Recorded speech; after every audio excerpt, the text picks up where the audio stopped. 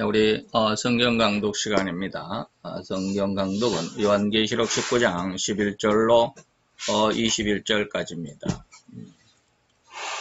오늘 우리는 성경 강독 27강째로 요한계시록 19장 11절에서 21절까지 마지막 21절까지 우리가 생각해 보는 시간을 갖도록 하겠습니다. 자, 우리가 지난 시간에 19장을 전반부를 우리가 10절까지를 우리가 공부를 했습니다. 근데 지난 시간에 우리가 19장은 양면성을 가지고 있죠. 짐승이 심판을 받는 그러나 그 심판의 이면에는 주님의 재림, 예수님이 재림하면서 짐승을 심판하시는 그런 내용이 19장에 기록이 되어 있다라고 하면서 5절까지는 하늘에서 하나님의 뜻, 하나님의 공의가 실현됨을 찬양하고 10절까지는 또한 예수님의 재림의 상황, 그 다음에 이제 마지막 이제 21절까지는 예수님의 실제적인 재림의 모습과 그로 인해서 짐승의 심판을 받는 그런 내용이다라는 것으로 말씀을 드리면서 10절까지 지난 시간에 우리가 보았습니다. 오늘은 11절부터 볼 텐데 자, 우리 읽어가면서 나는 다시 하늘이 열리고 거기에 흰 말이 서 있는 것을 보았습니다. 그런데 그 말 위에는 신실하고 참된이라고 불리는 분이 타고 계셨습니다. 그분은 공정하게 심판하시고 정의로 싸우시는 분이십니다. 라고 이렇게 기록이 됐는데 여기서 이제 19장에서 흰 말이 나오는데요. 이 흰 말은 우리가 이미 앞에서 배웠던 계시록 6장에서도 흰 말이 나오죠.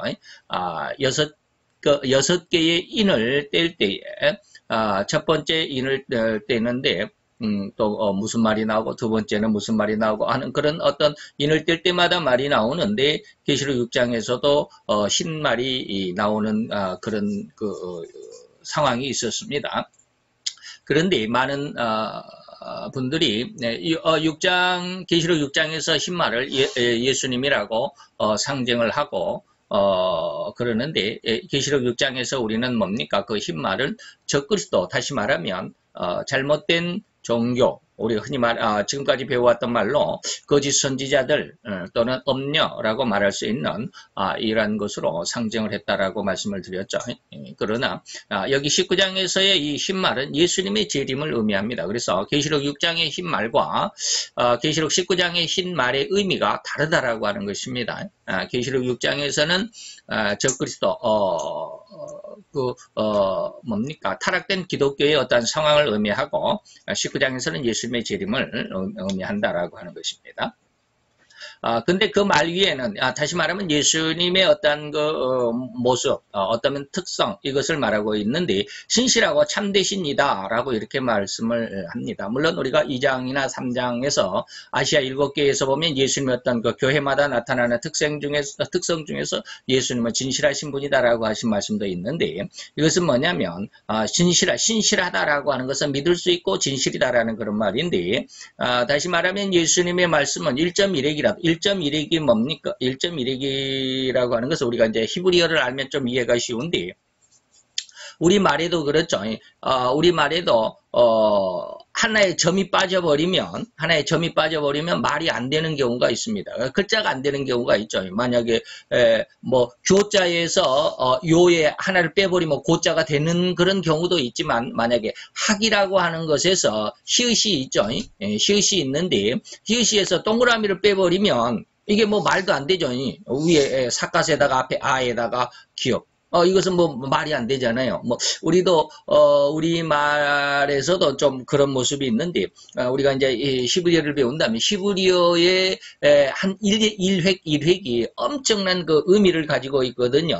그래서, 바로 이제 그 말을 의미하고 있는데, 우리가 이제 그런 말은 히브리어를 모르니까, 방금 말씀을 드렸던, 우리의 학교라고 할 때 학자에서, 시옷에서 동그라미만 빼버리면 말이 안 되잖아요. 그런 것처럼 1.1핵이라도 없어지지 않는다. 없어지면 안 된다라고 하는 것이죠. 그러니까 다 이룬다라는 그런 뜻이에요. 그래서 예수님의 말씀은 다시 말하면 성경은 완전히 그대로 이루어질 것이다. 그래서 우리가 예전에 그 다니엘서를 아주 120 몇 강째 120 몇 강을 하면서 아주 오랫동안 2년이 좀 넘게 2년 넘게 그 다니엘서를 배워봤는데, 다니엘서에 보면 예수님께 하나님께서 다니엘에게 세상의 어떤 마지막 날에 대해서 쭉 예언을 해주시는, 그래서 짐승으로 표현된 그런 그 7장, 다니엘서 7장의 내용 안에서 이렇게 쭉 보면, 그것이, 예수님이 태어나기 이전, 그러니까 우리가 기원 전 그러죠. 기원 전, 우리가 흔히 말하면 또 영어로는 BC, Before Christ 그러는데, 그리스도 이전 시대죠.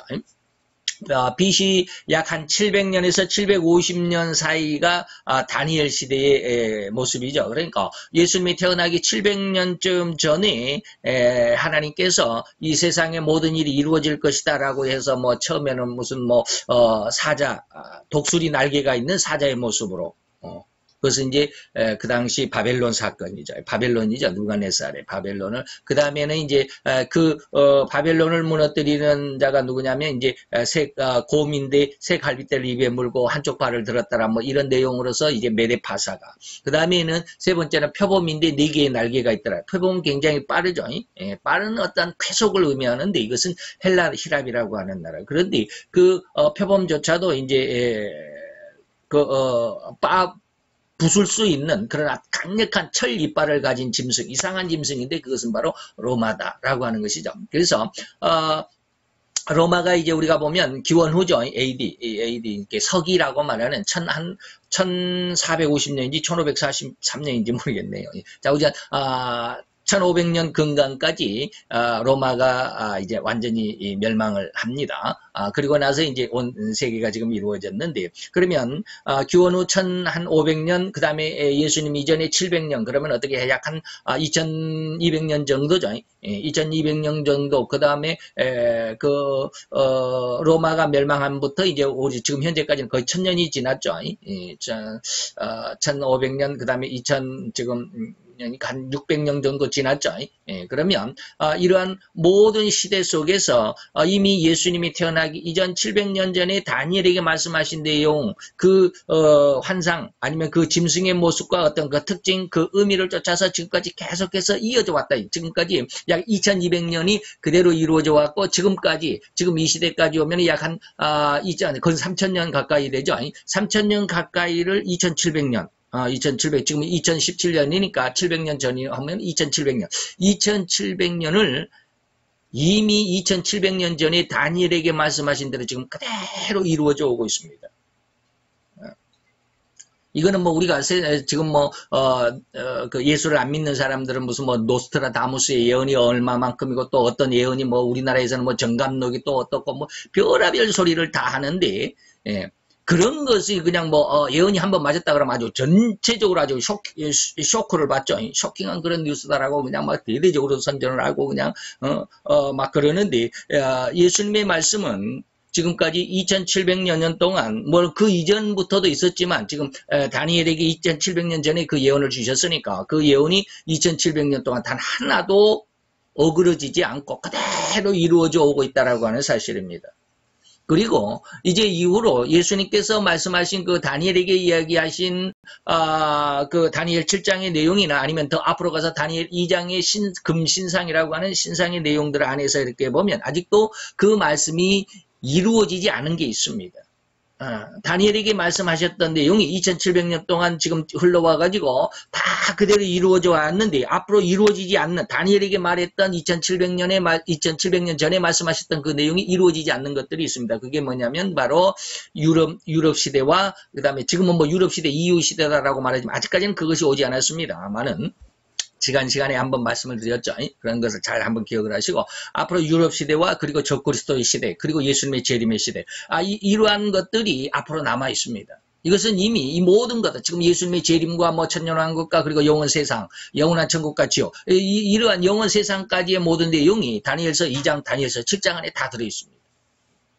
이러한 것을 볼 때 지금까지 2700년 동안 한마디도 어그러지지 않고 그대로 이루어져 왔다면 앞으로가 얼마의 시간이 더 우리 앞에 남아있을지는 모르지만 그것이 또 이루어질 것이 아니냐라고 하는 것이죠. 왜? 앞에서 이루어졌으면 그 말은 그대로 이루어질 것입니다. 앞에서는 이루어지고 뒤에서는 안 맞습니다. 이렇게 말할 수가 없어요. 앞에서 말하는 것은 그대로. 이것을 바로 뭐라고 그러느냐면 1.1핵이라도 어그러짐이 없다라고 하는 것입니다. 1.1핵이라도 어그러짐이 없다. 그대로 이루어진다. 성경 말씀은 그대로 이루어진다. 다시 말하면 이것은 또한 절대적으로 믿을 수가 있고 그의 말이나 그의 약속은 결코 이루어지는 것뿐이다라고 하는 것이 신실하고 참된 주님이시다. 이 사람이죠. 그 다음에 공정, 그리고 예수님의 심판은 공정하고 공정하고 정의롭다라고 그러시는데 예수님의 재림은 심판주로 이제 예수님은 예전 2000년 전에 오셨을 때는 아기 예수로 오셨을 때는 뭘로요? 그때는 구세주입니다. 세상을 구원하는 구세주. 그런데 앞으로 예수님이 우리의 역사 앞에, 우리의 사는 생명 앞에 예수님이 오실 때는 구세주가 아니라 이제는 심판하시는 심판주인으로 오십니다. 이걸 좀 구분할 수 있어야 되죠. 다시 예수님은 구세주로는 오시지 않습니다. 심판주로 오실 것이고, 그리고 그의 심판은 결코 치우침, 누구는 뭐 조금 더 봐주고 누구는 덜 봐주고 이런 게 없어요. 치우침이 없어. 편애가 없다. 어그러짐도 없어요. 어디 가나 잘못된 것도 없어요. 오직 공의를 행하실 뿐이고 공정하다라고 하는 것이죠. 그래서 그런 예수님의 공의의 그 심판 앞에서 음녀나 거짓 선지자와 같이 자기 이권이나 자기의 야망, 자기 명예, 자기 권세로 지부된 삶을 살아온 악한 종의 생태는 결코 심판의 대상이죠. 이것이 바로 예수님의 심판은 공정하다라고 하는 것, 그 다음에 정의롭다라고 하는 것의 의미입니다. 그동안 이 종교적인 어떤 틀 안에서 자기 어떤 이권과 야망 속에서 자기 어떤 욕심을 가지고 살아왔던 다 하나님, 다 예수님의 영광을 위해서 나는 예수님의 이름으로 선지의 노릇을 했습니다. 많은 기적과 능력을 베풀고 귀신을 쫓아내고 병든 자를 일으키고 이것이 마태 7장 22절 23절인데 그렇게 다 예수님의 이름으로 자랑하고 목회 생활하고 육신의 삶을 살아왔고 하나님 앞에 충성하고 헌신했다라고 하는 그런 자신감을 가지고 예수님 앞에 딱 갔더니 예수님은 뭐라고 그래? 나는 너를 몰라. 이것이 뭡니까? 이거 굉장히 큰 충격이겠죠. 바로 이것이 음녀나 거짓 선지자의 어떤 습성인데 그들은 예수의 이름으로 목회를 하고 예수의 이름으로 일생을 헌신하고 충성한 삶이었지만 결과적으로 자기 속에 들어있는 자기 어떤 마음속에 들어있는 자기 어떤 이권을 버리지 못해요. 그것을 지난 시간에는 제가 자기애다라고 말씀을 드렸고 세상 속에서는 이것을 자아라고 말합니다. 그런데 이 자아라는 말을 우리 이제 신앙 안으로 들어와 보면 이것이 인간의 죄성, 자기애, 자기를 사랑하는 마음, 이게 죄성입니다. 결코 하나님을 사랑하는 마음은 눈꽃만큼도 없습니다. 인간들 속에는. 단지 있는 것 같이 착각하고 있는 것뿐인데 이런 것을 자세하게 더 말씀을 드리려면 시간이 많이 걸리겠지만 어쨌든지 그렇게 세상 속에서 훌륭한 목회를 했음에도 불구하고 헌신하고 충성된 어떤 일생을 바쳐서 하나님 앞에 그런 충성된 삶을 살았음에도 불구하고 마태 7장 23절에는 나 너 몰라. 이것이 뭐예요? 자기권, 자기애, 자기를 살아, 자기의 어떤 야망, 자기의 어떤 명예, 자기의 어떤 권세를 위해서 살아왔던 그런 모습들. 그래서 이러한 모습들이 있다라고 하는 것이죠. 이것을 마태 24장에는 악한 종 45절 이하, 마태복음 24장 45절 이하는 악한 종의 세특 속에서 예수님이 말씀하고 있습니다. 그건 뭐예요? 주인이 더디오리라 하면서 술 친구들로는 더불어 먹고 마시면서 친구는 동무들은 때리는 이러한 모습들. 이러한 어떤 내용들을 깊이 우리가 상고해보고 그 속에 하나님의 뜻을 찾으려고 들여다보면 우리들의 마음속에 이러한 죄성들이 결코 없어지지 않고 있다라고 하는 것을 보지 않을 수가 없죠. 그 안에서 우리가 회개를 해야 되는데 어쨌든 넘어갑니다. 그리고 그분, 다시 말하면 흰말 위에 타고 계신 그분의 눈은 불꽃 같다. 그리고 머리에는 많은 왕관을 쓰고 계셨습니다. 몸에는 그분의 이름이 적혀 있었지만 그 이름의 뜻은 그분 한 분밖에 아무도 아는 사람이 없었습니다. 라고 그럽니다. 예수님의 눈은 불꽃 같다라는 말은 뭐예요? 불빛이라고 하는 것은 어두움을 용서하지 않죠. 불과 어두움이 전혀 공존할 수가 없습니다. 다시 말하면 아무리 어둡다 할지라도 아무리 칠흑 같은 어둠이라 할지라도 그 속에 불빛이 하나 딱 들어가면 어둠은 순식간에 없어집니다. 그죠? 순식간에 밝아지잖아요. 그런 것처럼 예수님의 눈은 불꽃 같다라고 하는 것은 눈은 뭡니까? 보는 것이잖아요. 그런데 예수님이 보는 것이 불꽃 같다라고 하는 것은 예수님의 눈 안에, 다시 말하면 예수님이 보시는 것 안에 감추인 것이나 아니면 어두운 것이나 아니면 부정적인 것들이 결코 존재할 수가 없는 것이죠. 다 드러난다 이 말입니다. 다 드러난다. 예수님은 결코 우리가 뭐 조금 사람들의 눈이 안 보이는 데서 뭐 좀 이상한 짓을 하는 것처럼 예수님이 안 보시겠죠. 내 마음대로 내 뜻대로 내 어떠한 모습으로 잠시 어떤 그런 실수나 잘못이나 허물 같은 것을 행한다 할지라도 예수님은 결코 못 보시는 게 아니다라는 것입니다. 예수님의 눈은 불꽃 같다. 다 안다. 다 본다. 예수님 앞에서 가리워진다거나 감춰진다거나 뒤로 물러간다거나 이런 것은 없다 이 말입니다. 그래서 온전히 다 아시는 숨김없이 거짓이나 허리만큼의 거짓이나 숨김도 없이 온전히 다 아시는 모습이 예수님의 눈은 불꽃 같다.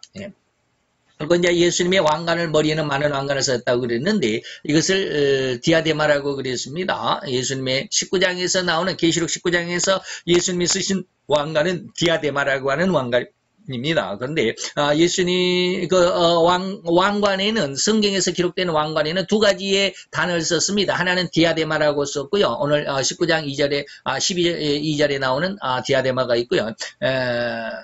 또 하나는 뭡니까? 갑자기 원어를 잊어버렸네.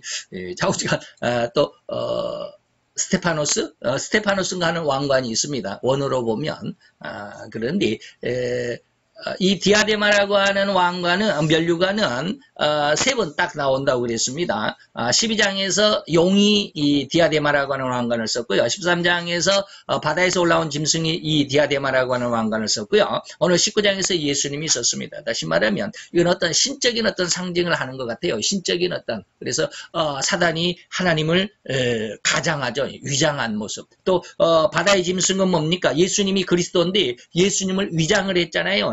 이것이 바로 저 그리스도인데 바로 예수님을 위장하고 예수님을 가장하기 위해서 신적인 어떤 왕관을 쓰고 그래서 디아데마를 쓰고 나온 그런 모습이 없지 않아 있습니다. 그러나 이 앞에 12장이나 13장에 12장 용이나 바다의 짐승 저 그리스도가 쓰는 디아데마는 가짜겠죠. 그러나 예수님이 쓰는 이 디아데마 면류관이 진짜가 되겠죠. 그 다음에 그분이 입고 있는 옷에는 피게 젖어 있었는데 하나님의 말씀이라는 표지가 붙어 있었다. 예수님의 옷에는 피가 젖어 있었다. 뭐 아주 큰 피 전쟁, 혈투의 현장을 아마 다녀오신 모양이죠.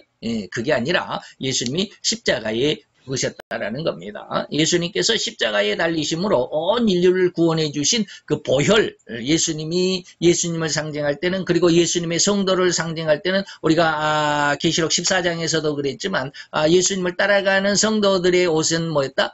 예수님의 보혈로 예수님의 피로 깨끗이 씻음을 받았다라고 하는 그런 말이 기록이 되어 있죠. 다시 말하면 예수님의 옷은 피에 젖어 있다라고 하는 말은 예수님이 우리를 대신해서 십자가에 대신 죽어주셨다라고 하는 그 보혈을 의미할 때 그 피를 의미합니다. 그 다음에 그리고 그분 뒤에는 예수님의 뒤에는 희고 깨끗한 옷을 입었죠. 하늘 군대가 흰 말을 타고 행진해 갔습니다. 여기서도 19장, 방금 14장에서도 그런 예수님의 보혈에 깨끗이 씻김을 받은 그 세마포라고 그럽니다. 여기서는 희고 깨끗한 옷이라고 이렇게 번역이 되어 있는데 희고 깨끗한 옷은 뭡니까? 세마포인데 이것은 엄청난 이 세상에서의 환란을 넉넉히 이긴 자에게 주신 상급으로서 어떤 하얀 세마포 옷을 희고 깨끗한 옷을 개혁판에는 그냥 세마포라고 그랬는데 이 현대 성경에는 이것을 번역을 해가지고 희고 깨끗한 옷이라고 했는데 이것은 어떠한 의미를 갖느냐? 세상의 어떤 환란, 자기 어떤 이권, 세상은 전부 자기 이권을 위해서 살아가죠. 여기에서 벗어난 사람은 단 한 사람도 없다라고 봐도 상관이 없습니다. 아까 제가 그랬잖아요. 앞에서 하나님 예수님의 심판은 뭐다? 공정하고 정의롭다라고 이렇게 말씀을 하는 부분에서 세상에 마태복음 7장 22~23절을 제가 예로 들면서 이렇게 쭉 이야기를 했잖아요. 정말로 목회자들 중에서도 하나님 앞에 나는 예수의 이름으로 선지자의 노릇을 잘했습니다. 설교도 잘하고요. 목회도 잘하고요. 많은 기적과 능력을 나타내고 내가 예수님의 이름으로 기도해. 다른 이름이 아니라 예수님의 이름으로 기도해갖고 병든 자의 병을 치료하기도 하고 귀신도 쫓아내고 엄청난 많은 능력과 기적과 이적을 행했잖아요. 그것이 마태 7장 22절인데 23절에 가보면 난도 몰라 그렇단 말이에요. 이런 어떤 모습들. 참 안타까운 모습이지만 이것을 분별해낼 수 있는 사람이 거의 드뭅니다. 근데 이것을 분별할 수 있는 힘은 어디에서 오느냐? 물론 하나님께서만이 주시는 것인데 저는 늘 이야기합니다. 보혜사의 위로의 성령의 3대 사역, 다시 말하면 죄에 대한 책망을 받아본 자만이 이 죄를 볼 수 있습니다. 그러기 전에는 죽었다 깨어나도 100번, 1000번 죽었다 깨어나도 인간 속에 들어있는 죄성이라고 하는 것, 이 죄의 이 뿌리를 본다라고 하는 것은 결코 불가능한 일입니다. 그래서 이러한 세상 속에서 인간들은 단 한 사람도 그렇게 훌륭한 목회를 했다 할지라도 뭐 특정적으로 제가 계속 이런 이야기를 하는데 반감이 가질 분들도 없지 않아 있겠지만 어쨌든지 그렇게 훌륭한 하나님의 목회자들 속에서도 간혹 가다가 이렇게 자기 죄성 때문에 하나님 앞에 책망을 받을 사람들이 상당히 많습니다. 바로 이런 모습에서 인간이 자기 속에 들어있는 죄를 본다라고 하는 것, 그리고 세상 사람들은 그 죄 안에서 벗어날 수 있는 사람이라고 하는 것 거의 찾아보기 힘들다. 방금은 제가 단 한 사람도 없을 것이다라고 그랬는데 정말 찾아보기 힘듭니다. 이것이 바로 뭡니까? 세상에서의 핍박과 환난, 꼭 어려움을 당하는 것뿐만 아니라 자기 자신에 대한 자기 자신의 신앙에 자기 자신이 속고 있는 것도 역시 마찬가지로 핍박이고 환난의 그 범주 안에 늘 수도 있습니다. 그런데 이런 것에서 이긴 자다. 다시 말하면 자기 죄성까지 하나님 앞에 철저히 내놓고 회개하고 하나님 앞에 용서함을 받은 이것이 바로 희고 깨끗한 세마포, 거룩한 세마포다라고 하는 것이죠. 하늘의 군대는 뭡니까? 바로 그러한 은혜에서. 그럼 제가 이제 이렇게 자꾸 이걸 반대적인 마태 7장 22, 3절에 대해서 자꾸 반대적인 내용 23절 같은 그런 내용들을 이렇게 쭉 이야기하면 세상에 구원받을 사람이 없겠네. 뭐 이렇게 아주 그냥 절망 속에 더 빠져갈 사람들도 없지 않아 있습니다. 다시 말하면 계시록 전체를 이렇게 다 대환란이라고 생각을 하면서 계시록을 읽어보면요. 세상에 살아가고자 하는 용기가 단 이 호리만큼도 눈꽃만큼도 생겨나지 않습니다. 다 죽어야 되겠다라는 것이죠. 근데 그게 아닙니다. 그러한 대환란 속에서도 하나님의 구원, 하나님의 어떤 보호하심, 하나님의 인도하심이 넉넉히 그 안에서 쫙 그 면면이 흐르고 있는 그 시냇물 같은 그 은혜가 있습니다. 광야의 어떤 시냇물 그런 것처럼 제가 아무리 마태 7장 22절 23절을 이야기를 하고 뭐 훌륭한 목회자라도 하나님 앞에 거절이 될 수 있다라고 하는 것을 아무리 이야기를 하고 그러면 야 세상에 구원 얻을 사람이 없겠네라고 이렇게 생각하지 마시라는 거예요. 그러나 그럼에도 불구하고 하나님은 그 뜻 안에서 하나님의 은혜 안에서 구원시키시는 다시 말하면 거룩한 세마포의 옷을 입을 수 있는 자들을 하나님이 분명히 지키시고 인도하시고 보호해 가신다라고 하는 것입니다. 제가 지난 시간에도 한번 말씀을 드렸는데 제가 요즘에 C채널에 그 성지가 좋다라고 하는 프로그램을 본다고 그랬잖아요. 근데 그 성지가 좋다라고 하는 프로그램 속에 광야에 대한 그 소개가 쭉 나옵니다. 근데 우리가 가끔가다 그 광야 뭐 사막이라고도 할 수 있는데 거기는 사막 모래가 있는 것이 아니고 그냥 뭐 민둥산들만 있잖아요. 민둥산들만. 그러니까 풀 한 폭이 없는 것 같은 그것을 광야라고 그럽니다. 사막은 아니니까 광야 속에서 희한하게도 그 광야 꼴짜기를 찾아 들어가 보면 샘물이 엄청 흐릅니다. 그러니까 그 샘 곁에 그 꼴짜기 속에 잘 드론으로 저 위에서 뭐 봐도 잘 안 보일 정도의 그 광야의 그 깊은 꼴짜기 속에는 물이 흐르고 있더라는 거예요. 기가 막히더라고요. 그런 거 볼 때마다 저도 마음속으로 조금씩 이야 저런 데가 다 있었네 하고 할 정도로 놀라기도 하는데 그 광야 정말로 물 한 폭이 풀 한 폭이 아니면 그냥 비 한 방울도 안 올 것 같은 그 광야 속에서도 시냇물이 샘이 솟고 거기서도 물이 흐르더라는 거예요. 제가 왜 이런 말을 하느냐면 바로 이것입니다. 마태 7장 22절 23절이 아무리 어떻고 그리고 계시록이 아무리 대환란이고 어쩌고 막 그래도 그 속에 하나님의 구원의 물줄기 생명의 물줄기는 있더라라는 거예요. 그래서 계시록의 22장까지 내용에서 전체적으로 우리가 환란에 대한 기록이라고 하지만 그 속에 하나님의 구원의 축복이 몇 가지가 있다? 7가지가 있다고 그랬습니다. 예. 그래서 우리가 개혁성경 안에서 개혁성경 여기에서는 이제 행복이 있습니다라는 말로 좀 번역이 됐기 때문에 현대 성경에서 말고 개혁성경에서 이렇게 딱 계시록을 놓고 거기서 복자를 한번 찾아보세요. 7개가 나옵니다. 처음에 계시록 1장 3절에 이 성경의 말씀을 읽는 자와 듣는 자와 그 가운데 그대로 기록된 대로 지키는 자가 복이 있다 할 때 이 복이 첫 번째 복입니다. 그 다음에 14장에 예수님이 어린 양의 혼인잔치에 초청을 받은 자가 복이 있다 할 때 복입니다. 예. 그 다음에 또 자기의 수치를, 여기서 그 세마포 옷을 입지 못해가지고 자기 수치를 드러내는 거, 옷을 뻘거벗긴 것이잖아요. 그런데 세마포를 입어서 자기의 수치를 가리움을 받는 자가 복이 있다. 예.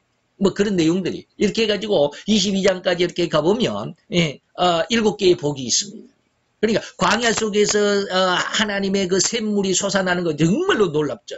그 황량한 광야 그 꼴짜기에서 어떻게 그 샘물이 나오는지, 그리고 그것이 시냇물을 이루어가지고 오늘날 요단강을 이루고 그것이 또 갈릴리로 그 다음에 또 사해까지 가는 요단강을 이루는 그런 내용들을 보면, 야 정말 기가 막히죠. 그래서 아무리 제가 여기에서 부정적이고 반대적이고, 하지만 심판에 대해서 이야기할 때는 정말로 우리가 혼란스럽잖아요.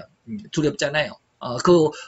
하나님의 심판에서 벗어날 길이 없을 것 같은 그런 암담함을 느끼잖아요. 그러나 그 속에서도 하나님은 반드시 구원하시는, 그래서 이것이 이 광야의 한 샘물, 물줄기처럼 이게 면면이 흐르는 이 샘물을 우리가 찾을 수 있어야 돼요. 전체를 보면 샘이 안 보이잖아요. 그 시냇가가 안 보여요.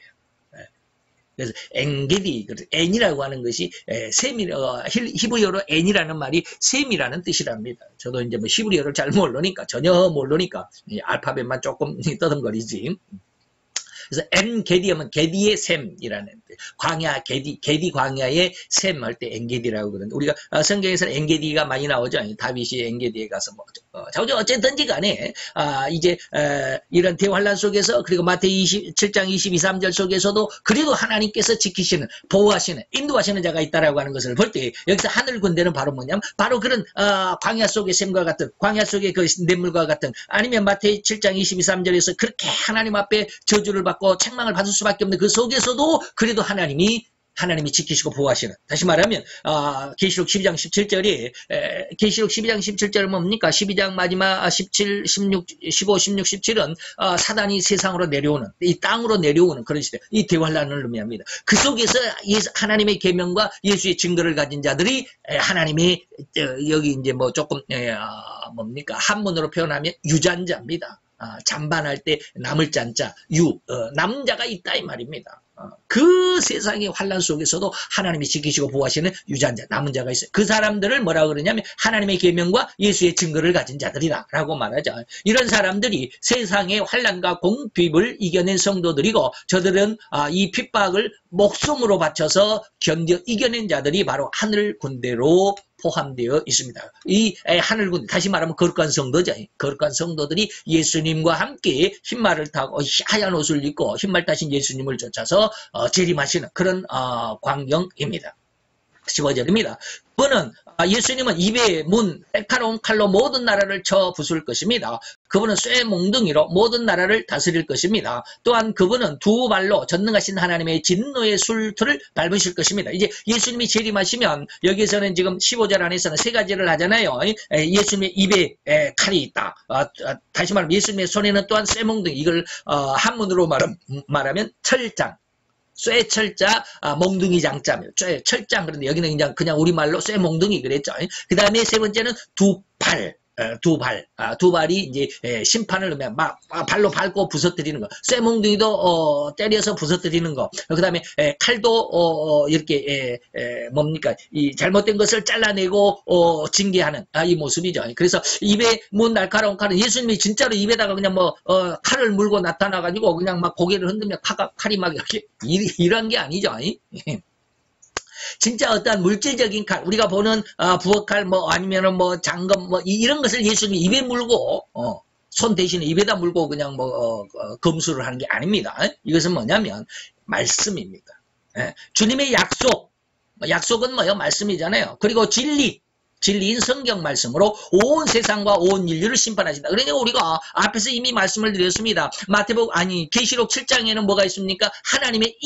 하나님의 도장이 있다 그랬습니다. 하나님의 도장이 하나님의 성도들, 앞에서 말했던 하나님의 거룩한 백성들, 방금 앞절에서 말씀드렸던 하나님의 거룩한 백성들, 거룩한 성도들의 이마에 인을 쳤다. 도장을 찍었다. 도장이 없는 사람들 큰일 나겠죠. 여러분들 한번 거울을 자세히 들여다보고 자기 이마에 예수님이라고 하는 도장이 있는 거 한번 잘 보세요. 도장이 있는 사람 단 한 사람도 없습니다. 그럼 성경이 다 거짓말이냐? 그게 아니에요. 말씀의 약속이에요. 약속. 다음에 계시록 7장에서 이제 하나님의 도장이 있었고 그것이 하나님의 말씀의 어떤 그 언행심 속에 우리의 말과 마음과 우리 행위 속에 하나님의 말씀대로 살았느냐라고 하는 것이고 이것이 13장으로 넘어오면 뭐가 있어요? 갈대 청량자다. 갈대자가 나오죠. 두 증인에게 하나님 천사들에게 이 갈대자를 주면서 이게 성전을 청량해 와라. 그러니까 성전의 가로 세로 높이 이것을 한문으로 장, 광, 그 다음에 고, 높을 고자, 높이, 광은 옆으로, 넓이, 그리고 장은 길이. 이게 가로, 세로, 높이, 넓이와 길이와 높이, 뭐 이런 것을 다 그 말인데, 이것을 제보라고 하는 것이죠. 근데 그 잣대가 의미가 뭐냐? 성경이란 말이에요. 성경. 이게 성경 말씀으로 우리의 말을 한번 재보고 네가 성경 말씀대로 네 말이 정말로 하나님이 원하는 대로 말을 했느냐? 아니면 네 멋대로 그냥 네 감정대로 네 감정을 폭발하는 그런 말로 욕하고 그냥 막 그런 말만 했느냐? 이런 것을 재보는 것이죠. 우리의 마음 속에. 우리 행동 속에. 하나님의 말씀으로 우리는 무슨 어떤 말을 해야 되고 어떤 행동을 해야 되고 어떤 그 마음을 가져야 된다고 성경 속에 다 들어있잖아요. 이것이 이제 계시록 13장에 갈대자로 나오고요. 14장에서는 예수님이 이제 그 추수하는 큰 낫으로 비유했습니다. 그러니까 이런 것들 속에 이것이 바로 예수님의 말씀이죠. 이것이 예수님의 약속이고 그것이 바로 진리인 성경이고 그래서 이것으로 온 세상 사람들을 심판하신다라고 하는 것이죠. 다시 말하면 성경이 온 인류와 온 세상의 심판의 기준이다라고 하는 것입니다.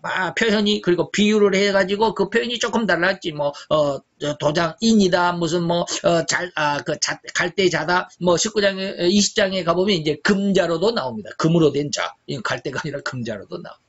그 다음에 또 14장에서는 낫으로도 나오고. 이것이 전부 다 뭐냐? 예수님의 말씀, 성경 말씀으로 이 말이죠. 쇠몽둥이는 뭡니까? 방금 말했던 철지팡이 이 말이다. 쇠로 만든 지팡이. 예. 쇠로 만든 지팡이. 이것이 바로 이제 주님이 심판하시는 어떤 모습을 철장 권세다라고 이렇게 말하는데, 결코, 그 앞에 이 철장에서는, 그 철장을 막고 깨지지 않을 그릇이 없잖아요. 바로 그런 것이에요. 그러니까 심판의 위력, 권능, 이것을 쇠몽둥이로 상징하고 결코 예수님 앞에서 깨뜨려지지 않을 것이 없다라고 하는 하나님의 그 심판의 권능이죠. 두 발은 뭡니까? 이것도 심판의 권세입니다. 철장이나 두 발이나 발로 밟아서 깨뜨린다라고 하는 것이죠. 그리고 그 범위를 상징합니다. 하지만 온 세상과 온 인류를 예수님께서 이제 재림하시면 심판하실 것이다라고 하는 것입니다. 이것을 심판주다라는 말로 아까 말씀을 드렸고요. 진노의 술틀, 이것은 이제 하나님의 그 심판의 결과를 의미하는데 술틀이란 말은 뭡니까? 옛날 요즘도 뭐 마찬가지지만 우리는 이제 술틀을 보지 못했으니까 그렇지 않아요. 어쨌든 이 통에다가 포도를 가득히 넣고 위에서 프레스 같은 걸로 꾹 누르면 어떨까요? 이거 쭉 포도가 깨지면서 거기서 포도즙이 쭉 흘러나오죠. 이렇게 쭉 흘러나옵니다. 그런 것처럼 진노의 술틀이라고 하는 것은 바로 그 통 속에다가 하나님 앞에 말씀 속에 불순종한 자들의 모두 집어넣고 짓누른다 그러면 다 깨지겠다는 이것을 의미하는 상징하는 것이죠. 이것은 하나님의 심판과 그 심판에 의해서 받은 진노의 결과가 엄청나다라고 하는 것을 의미하는 진노의 술틀이다라고 하는 것입니다. 자, 그분의 옷은 넓적다리에는 왕의 왕, 그리고 그분의 옷과 넓적다리에는 왕의 왕, 주의 주라고 하는 칭호가 적혀 있었습니다. 라고 하는 것이죠. 예수님이 발로 세상을 밟는다. 개혁성경에는 주석 같은 발이라. 주석이라는 말은 강한, 구리는 어때? 흐물흐물합니다. 여러분들, 구리철사가 있죠. 구리철사 있으면 손가락에다 대고 이렇게 감으면 감아집니다. 그만큼, 부드럽다라고 하는 것이죠. 그러나 여러분들 시중에 가가지고, 그 주석으로 된, 이런 액세서리들이 많이 있습니다. 주석이 상당히 강합니다.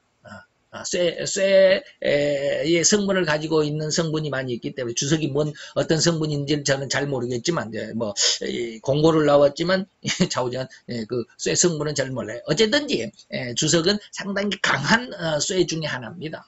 그 하얀 그 은같이 생기고, 은과 그 다음에 주석과 같은 그런 색깔입니다. 좀 어두운 검은 은색 이런 것을 보면 주석이 있는데 그런 것들 있죠. 이것이 그것과 함께 예수님의 그 주석 같은 발의 한쪽에는 왕의 왕 주의 주라고 이렇게 써져 있었다라고 하는 것은 뭡니까? 모든 세상과 모든 나라를 하나님께서 다 다스리신다라고 하는 이 주관하신다라고 하는, 그리고 예수님이 어떤 모습으로 다시 오시느냐? 왕의 왕으로 주의 주로. 다시 예수님의 신분, 그리고 예수님이 다시 오실 때 그 신분과 그 권능, 이런 것을 의미하는 것이 16절이라고 하는 것이죠. 17절. 나는 또 태양 안에 한 천사가 서서 큰 소리로 새들을 부르며 이렇게 말하는 것을 들었습니다. 오라 위대하신 하나님의 잔치에 모여들어라. 다음 절을 보면 좀 헷갈리는데, 자, 태양빛 안에 한 천사가 섰습니다. 이것은 하나님의 권능을 상징합니다. 하나님의 권능. 태양빛은 하나님의 권능을 상징하는, 다시 말하면 하나님의 권능으로 하나님을 대리한 대변인 같은, 요즘으로 말하는 대통령의 대변인들이 나와서 그 뉴스에 이렇게 브리핑하고 막 그러죠. 그런 거죠. 대변인. 하나님의 영광을 가진, 하나님의 주권을 가진 대리한 그 대변인 같은 천사가 나와서 크게 말을 합니다. 온 세상의 새들이 다 모여라. 새들을 모여가지고 뭐라고 그래? 하나님의 잔치라고 여기서 말합니다. 하나님의 잔치가 도대체 뭐냐 이거죠. 하나님의 잔치는 뭘까요? 여기에서 예수님의 재림은 아까 우리가 반대적인 모습에서 뭐가 있다고요? 예수님의 재림은 곧 짐승을 심판하시는 것이다 라고 했습니다. 짐승을 심판하는 것이다. 그러면 짐승을 심판한다라는 말의 의미 속에는, 심판이란 말 속에서 아까 이제 우리가 진노의 술틀이다라고 이랬는데, 그것이 뭐예요? 죽음을 상징합니다. 수많은 사람이 죽을 것입니다. 나팔, 7개의 나팔. 지금은 이제 대접이 이제 다 끝나고 그랬지만, 대접이 있기 전에 나팔이 있었죠. 이 나팔이 불려질 때마다, 특징적인 것의 내용이, 기록이 뭐냐면, 3분의 1이 징계와 진노와 재앙을 받는다라는 말이 있습니다. 물에 떨어지면 물의 3분의 1이 물속에 있는 물고기들이 죽고, 물의 3분의 1이 그 폐수가 되고 이런 거. 샘에 떨어지면, 그 물을 먹는 3분의 1이 죽고 이런 내용들이 있잖아요. 하늘에 떨어지니까 하늘의 별들이 3분의 1이 떨어지더라. 이런 것들이 있잖아요. 땅에 떨어지니까 사람의 3분의 1이 죽더라. 이런 말들 있잖아요. 엄청난 사람이 살육을 당할 것입니다. 3년 반, 저 그때의 3년 반 동안 세상에 3분의 1이니까 지금이 한 75억이니까 3분의 1이면 얼마입니까? 3, 2, 6, 15, 3, 5, 15, 25억. 3년 반 동안 25억이 죽을 것입니다.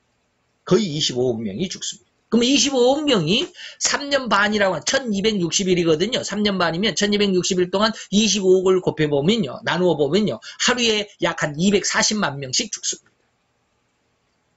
이건 이제 계산적으로 해보는 거예요. 계산적으로. 진짜 그렇다라고 하는 것이 아니라 계산적으로 한번 해보는 거예요. 하루에 240만 명이 전 세계에서, 이 지구상에서 하루에 240만 명이 매일 240만 명씩 죽어갑니다. 이 3년 반 동안 계속 갑니다. 다시 말하면 이 지구상에 시체가 쌓여가지고요.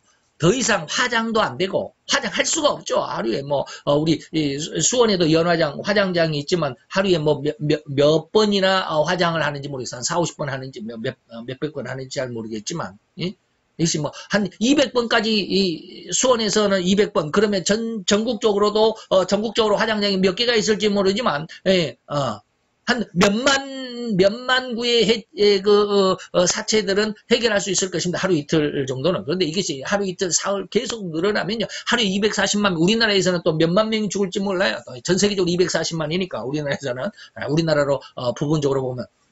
이것을 나중에는 어떻게 해요?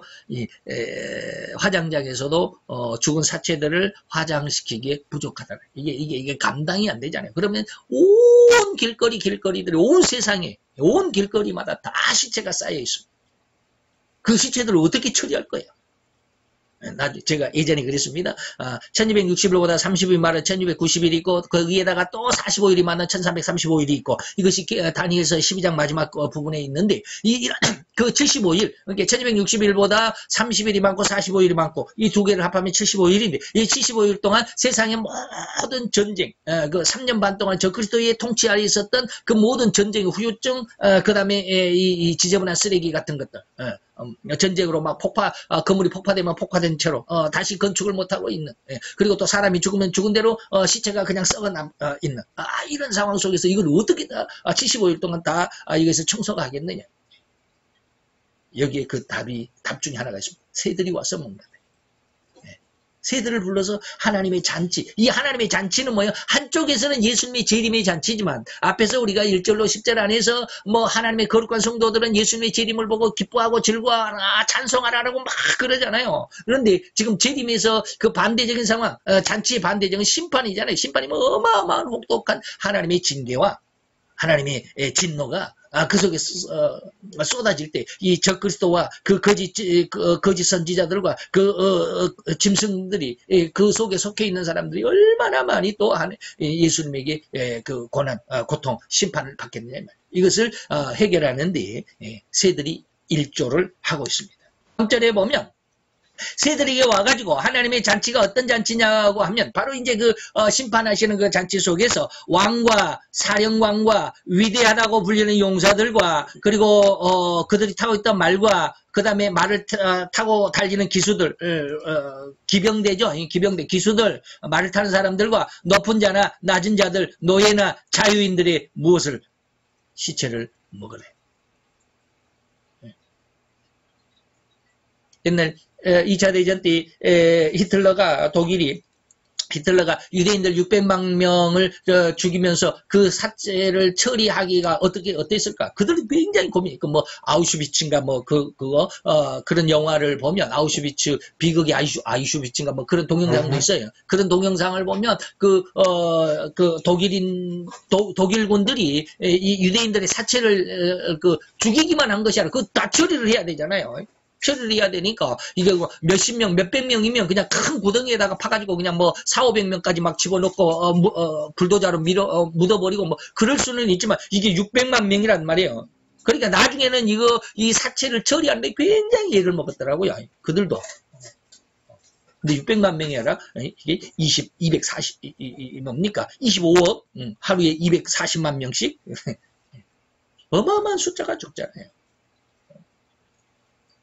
그들이 사체를 처리하고 깨끗이 예수님의 재림을 대비하며 그 깨끗이 청소하는데 새들이 일조를 하고 있습니다. 사람의 힘으로 이것은 못하는 것 같아요. 새들이 이 모든 사체들을 먹게 된다. 일곱 나팔의 재앙들 속에서는 재앙을 당한 분량이 얼마라고 방금 말씀드렸던 3분의 거의 3분의 1이에요. 3분의 1이라고 지칭했습니다. 이 엄청난 재앙으로 인한 시체들, 그 다음에 쓰레기들을 정리하고 청소하는 것, 75일의 기간은 꼭 75일이 아니라 이것이 꼭 75일 그 말이 아니라 에스겔서 39장에 가보면 이거 청소하는 내용들을 뭐라 그러냐면 7년과 7달이라고 표현하고 있습니다. 7년과 7달. 그 사람들, 죽은 사람들의 시체를, 그 이스라엘 사람들이 지나다니다 여기 시체가 있으면 여기다가 표시를 하나씩 딱딱 해두면 깃발을 하나씩 꽂아놔요. 그러면 이제 청소하는 사람들 따와가지고 그 시체를 가져다가 다시 장례 지내고 딱 마무리하는 이런 일들을 7개월 동안 한다고 그래요. 에스겔서 39장에는 그렇게 기록이 되어 있습니다. 그 다음에 그 전쟁 물자에서 나오는 뭐 기름이라든지 아니면은 이제 뭐 요즘에는 나무가 별로 없잖아요. 옛날에는 무기들이 거의 나무, 총을 보면 전부 나무로 만들었죠. 나무에다가 개머리판 같은 거 나무로 만들어. 요즘에는 나무가 아니라 전부 다 그냥 플라스틱이고 뭐 합섬이고 막 그러잖아요. 그런데 그 나무들을 빼가지고 땔감으로 쓰는데 7년을 땔감. 7개월, 이게 이제 제가 지금 7년과 7개월이 바뀌었는지 모르지만, 짜우지가, 그렇다고 그래요. 그러면, 75일밖에 안 되는데, 거기에 뭐 7개월이 들어가고, 거기에 7년이 어떻게 들어가느냐, 이렇게 헷갈려가지고, 저도 한참 헷갈렸어요. 75일밖에 없다면서, 그게 7개월이 나오고, 또 7년이 나오고, 이게 도대체 뭐야? 7이라는 숫자는 뭐예요? 완전 숫자입니다. 깨끗이, 75일 안에 깨끗이 끝내버려요. 사람이 상상할 수 없을 정도로 깨끗하게. 이것이 바로 하나님께서 새들을 불러서 사체들을 깨끗이 청소한다거나 뭐 이런 내용들이죠. 자, 또 나는 그 악한 짐승이 땅의 통치자들, 악한 짐승은 뭐 적그리스도죠. 적그리스도가 땅의 통치자들, 다시 말하면 각 나라의 대통령 왕들과 그 다음에 그들의 군대, 각 나라의 군대를 소집했다. 그래서 흰말을 타고 계신 분과 그분의 군대로 대항해서 전쟁을 하려고 하는 것을 보았습니다. 이제 예수님의 재림의 상황과 세상의 상황, 저 그리스도의 군대의 이제 쉽게 말하면 예수님의 심판이 바로 직전, 심판 직전, 예수님의 재림하는 순간 이것을 지금 19절은 그리고 있잖아요. 악한 짐승은 뭐예요? 저 그리스도죠. 3년 반 동안, 그동안 3년 반 동안 아주 자기 멋대로 그냥 자기가 할 마음대로, 자기 마음대로, 자기 생각대로 세상을 온통 이리저리 그냥 수없이 많은 사람들 3분의 1을 죽인다. 그 엄청난 온 세상을 피해 철권으로 통치함으로 인해서 인류의 3분의 1이나 죽였던 그 근본 원인이 누구요? 악한 짐승 적그리스도입니다. 그리고 세상 사람들은 뭐요? 그의 그 철권 아래 굴복한 사람들이죠. 예. 철권 아래 죽이겠다고 그러니까 그 죽이겠다고 하는 공포, 죽음이라고 하는 공포에 딱 막혀버리죠. 그래서 세상을 장악한 엄청난 권력인 적그리스도에게 아부아첨할 수밖에 없는 이권과 권력을 얻고자 했던 세상의 왕들은 그들 중에서도 또 열불, 다시 말하면 이제 앞으로 열불 시대, 구라파 시대가 한번 올 겁니다. 지금 구라파 시대가 있기는, 구라파도 지금은 한 큰 덩어리, EU 공동체라고 하는 큰 덩어리로 지금 그 권세를 갖고 있기는 하지만 아직은 미국과 중국과 러시아라고 하는 큰 세 강대국이 있기 때문에 아직은 이 EU가 그렇게 힘을 크게 목소리를 내지 못합니다. 그런데 이 세 나라 중에 제가 지난번에 세상의 마지막 3차 전쟁 시나리오를 하나 말씀을 드릴 때 이 전쟁 속에서 누가 싸울 거라고요? 미국과 중국이 싸울 겁니다. 누구 때문에? 한국 때문에. 이 한국 때문에 미국과 중국이 싸워요. 지금 김정은이는 한국에도 물론 관심이 있겠지만 한국에 대항하려고는 하지 않습니다. 미국과 계속 미국을 그냥 갈구잖아요. 트럼프야 뭐 어쩌자 막 그러잖아요. 미제를 몰아내자 막. 기분 나쁜 트럼프가 지금 상당히 기분 나쁘잖아요.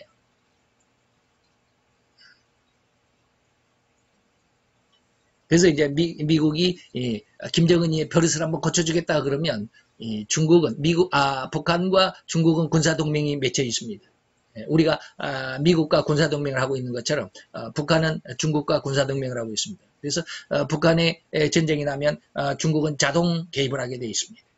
그러면 중국이 개입을 하죠. 그러면 미국과 북한은 게임이 안 되잖아요. 전쟁이 안 돼요. 한 방 치면 그냥 나가 떨어지는 거지. 근데 거기에 중국이 들어오기 때문에 전쟁이 일어나는 거예요. 그럼 미국과 중국이 아주 삐뚤지게 싸울 겁니다.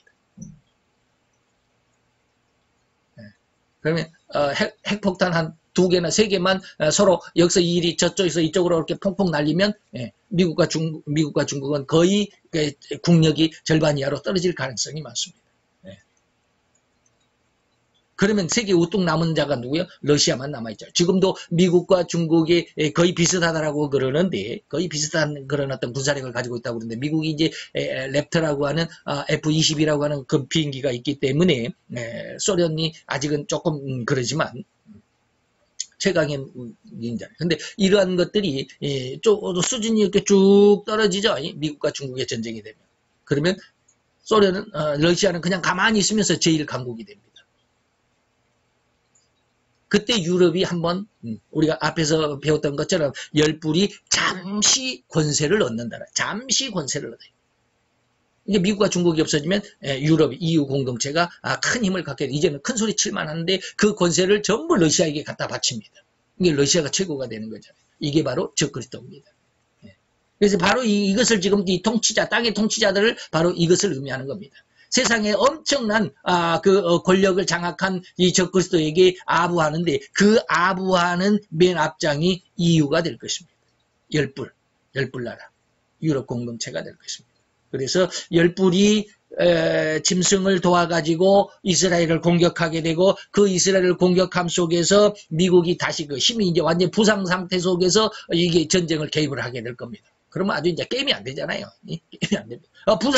다리가 하나 지금 쩔룩거리면서 전쟁을 하는데 러시아는 지금 아주 건장한, 아직은 뭐 전쟁이 피해가 없으니까, 미국과 중국은 완전히 거의 부상당했고, 절름발이가 되어 있고. 그 상황 속에서 러시아를 미국이 대적할 수가 없어요. 지금은 대적할 수 있지만. 그래서 적그리스도가 이스라엘을 점령하고 세계 3차 전쟁을 통일하는데 쉽게, 그래서 성경에서 18장에서는 뭐라고 하루 만에 전쟁이 끝나버린다라고 그랬습니다. 하루 만에. 예, 엄청난 전쟁이. 그러면서 3년 반 동안 러시아가 세상을 장악하게 되는데 이게 바로 대환란입니다. 3년 반이 지나면 예수님이 재림, 지금 여기서 예수님이 재림입니다. 근데 이 예수님이 재림하는 순간 바로 이제 그 3년 반 동안 세상을 통치하고 장악하고 있었던 러시아와 그 다음에 열불과 그 다음에 세계 모든 나라들이 이 예수님의 재림에 대해서 그 군대와 싸우려고 하고 있더라. 예. 그래서 이미 그들은 출발부터 하나님과 그 믿는 자들을 진멸, 다시 말하면 적그리스도의 최고의 목표는 뭐냐면 기독교를 없애버리는 겁니다. 그렇기 때문에 기독교가 가장 큰 핍박을 받죠.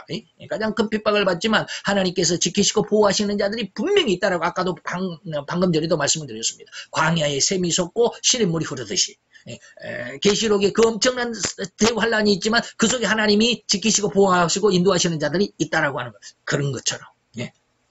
그래서 믿는 자들이 있습니다. 그럼에도 불구하고 아주 사단은 기독교를 완전히 없애고자 아주 혈안이 되어 있죠. 안 나옵니까? 그래서 계시록 12장 10절 아까도 계속 말씀을 드렸던 용이 여자에게 분노하여 돌아가서 그 여자의 남은 자손 유전자죠. 하나님의 계명을 지키고 예수의 증거를 가진 자들로 더불어 싸우려고 모래바다 위에 섰다.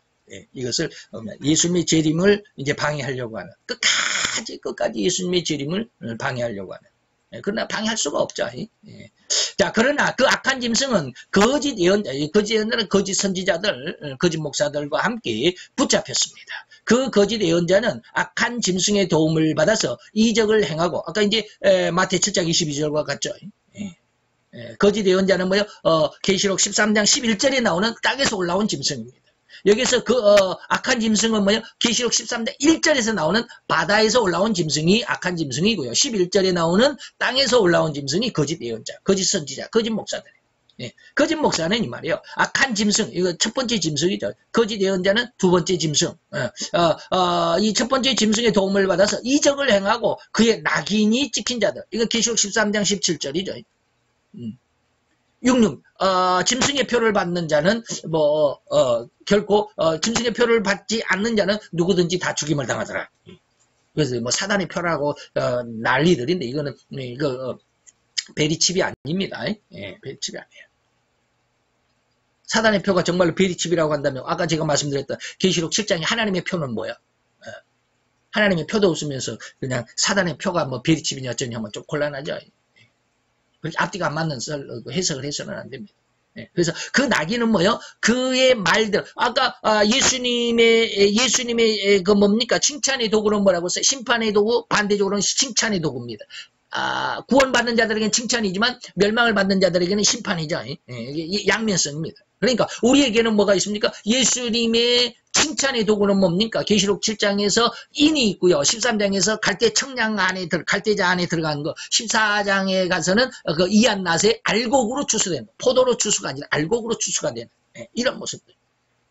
그런 것처럼 여기서 낙인을 찍힌 자들, 다시 말하면 짐승의 표, 사단의 표를 받는 자들은 사단에 동참했던, 사단의 무리에 포함되었던, 사단의 뜻에 동조했던, 사단과 함께 동참했던 그들 무리에 포함되어 있던 이런 뜻이에요. 그 베리칩이 아니라 그런 뜻이에요. 그래서 낙인이 찍힌 자들과 그의 우상에게 절하던 자들을 현혹시키던 자가 바로 거짓 예언자들이죠. 악한 짐승과 거짓 예언자를 둘 다 유황불이 타오르는 불, 이건 지옥입니다. 산채로 던져졌습니다. 악한 짐승은 뭐예요? 아까 계시록 13장 1절 10절까지 바다에서 올라온, 그 다음에 거짓 선지자는 11절로 마지막 18절까지 육지에서 올라온 짐승. 그 다음에 낙인은 뭐예요? 거짓 선지자가 행한 일. 그 다음에 낙인은 뭐예요? 그들에게 복종, 그들에게 소속되고, 그들에게 포함되고, 그들과 동조하거든. 그래서 적그리스도의 세상이 될 때 적그리스도의 정책, 살육의 정책, 공포 정책, 억압 정책, 3년 반 동안 그렇게 한다 그랬죠. 인류의 3분을 죽이는 그 공포, 그 살육의 대현장 속에 나도 거기에 그냥 포함돼가지고 예수 믿는 사람들 그냥 막 여기저기 막 죽이는 이러한 일에 동참했던 자들이 사단의 표를 받는 자들입니다. 그 어떤 행동, 행심 속에, 말과 마음과 행위 속에 그 적그리스도의 그 모든 행위에 동참했던 사람들. 그래서 그 다음에 그 우상, 다시 말하면 적그리스도의 그런 어떤 이제 우상을 가지고 세상을 장악하게 되겠죠. 거짓 선지자가 행한 일 중에 하나가 뭐냐면 바로 첫째 짐승 적그리스도의 우상을 세우는 일이죠. 적그리스도의 우상을 세우고 그 우상 앞에 절을 하게 하므로 이게 그 다니엘서 4장 3장의 모습이죠. 다니엘의 두 친구를 7배나 뜨거운 풀무불 앞에 던지는데 왜 풀무불에 던졌어요? 느부갓네살 왕의 신상에 절하지 않아, 우상에 절하지 않았기 때문에 바로 이런 일이 마지막 때도 있다 이 말이에요. 네. 유황불은 뭐요? 지옥입니다. 그래서 예수님이 재림으로 인해서 시행되는 심판이 이제 지옥인데 여기에는 누가 들어가요? 악한 짐승과 거짓 예언자. 그러면 이건 13장 1절, 13장 11절이죠. 그럼 12장에 사단은 어디로 가요? 사단은 무적행, 지옥으로 가는 게 아니라 무적행으로 갑니다. 지옥은 한번 가면 다시 나올 수 없습니다. 그렇기 때문에 사단은 지옥으로 안 보냅니다. 무적행으로 보냈다가 1000년이 차면 잠시 올라왔다가 다시 또 전쟁을 한번 합니다. 지금은 이제 아까 전쟁은 뭐요? 지금 19절의 전쟁은 뭐라 그랬어요? 아마겟돈 전쟁, 그 다음에 음료와 짐승의 전쟁 또는 세계 제3차 전쟁. 그 다음에 이제 1000년 왕국이 지나고 난 다음에 무적행에 갇혔던 사단이 잠시 올라와서 또 예수님 아까 19절처럼 하나님의 군대, 예수님의 군대와 다시 한번 전쟁을 하려고 합니다. 이때의 전쟁을 곡가마곡의 전쟁이라고 그래요. 1000년 후에 곡가마곡의 전쟁. 그 전쟁으로 인해서 사단은 이제 마지막으로 이 불과 유황불이 타는 불못에 던져지게 되죠. 지옥으로. 그때 지옥으로 갑니다. 사단은 예수님이 재림하셔가지고 지옥으로 바로 보낸 것이 아니라 사단은 무적행으로 그 다음에 적그리스도와 거짓 선지자들은 둘은 지옥으로 바로 보내버립니다. 그래서 1000년이 지나고 나면 이 무적행에 있었던 사단이 잠시 올라와서 하나님을 다시 한번 대적을 하다가 그때 붙잡혀서 그때야 지옥으로 보냅니다. 이거 이해하겠죠? 가는 순서, 지옥의 심판의 순서 잘 이해를 하셔야 돼. 이게 이제 20장에 가면 또 나와요. 예. 마지막 21절. 그리고 그들을 따르던 그 적그리스도와 거짓 선지자를 따르던 군대는 흰말을 타신 분의 입에서 나오는 칼, 아까 말씀을 드렸죠. 입에서 나오는 칼은 뭐예요? 진짜 칼이 아니라 하나님의 말씀이 모든 세상 사람들을 심판하고 모든 나라를 심판하는 기준이 된다 그랬죠. 예? 칼로 찔려 죽었습니다. 그러자 공중의 새들이 와서 그들의 살코기, 그들의 살을 배불리 뜯어먹었습니다. 라고 하는 거예요. 그래서 입에서 나온 칼은 진짜 칼이 아니라 하나님의 심판의 도구인 말씀이다. 성경 말씀이고 약속하신 말씀이다. 라고 하는 것입니다. 자, 그래서 오늘 여기까지 우리가 잘 한번 보시고 예수님이 재림하셔서 재림은 곧 심판인데 이때 심판은 성도들의 심판이 아니라 짐승, 악한 적그리스도를 심판하시고 이제 20장으로 넘어가 보면 이제 예수님이 재림을 19장에서 예수님이 재림을 했으니까 20장에서는 뭡니까? 천년왕국이 이루어지는 내용을 20장에서 그다음에 21장, 22장은 그 천년왕국을 다시 한번 재론하고 영원한 천국을 다시 한번 말씀을 드리는 그런 내용으로 이렇게 반복이 되어져 갑니다. 여기까지 우리 다 같이 기도합니다. 할렐루야. 주님 여호와여, 주께 감사를 드리나이다. 주의 영광 앞에 있는 하나님의 귀한 아들과 딸들, 또 이 한 시간 주님의 말씀을 붙들고 말씀 앞에 있어싸우니 하나님의 우리의 죄와 명철 속에 총비와 총명 속에 하나님의 말씀의 그 진리를 깨닫게 하시고 더욱 아름답고 귀한 은혜의 역사로 남아있는, 기억에 남아있고 아버지 우리의 마음속에 새겨지는 은혜의 역사가 살아 역사하는 하나님의 말씀의 그 큰 능력과 권능으로 남을 수 있도록 주님 축복하시고 역사하여 주시옵소서. 그래서 이 말씀을 가지고 앞으로 우리 육신이 우리가 직접 당해야 할 이 육신의 시대 속에서 또 이 인간 역사 속에서 하나님의 말씀이 그대로 이루어짐을 보고 그 속에서 결코 두려워하거나 아버지의 뒤로 물러가는 일이 없이 오히려 담대하여 주의 영광을 향하여 또 그 영광을 가지고 주님 앞에 더 큰 영광을 돌려드리는 주님의 귀한 아들과 딸들이 되게 도와주시옵소서.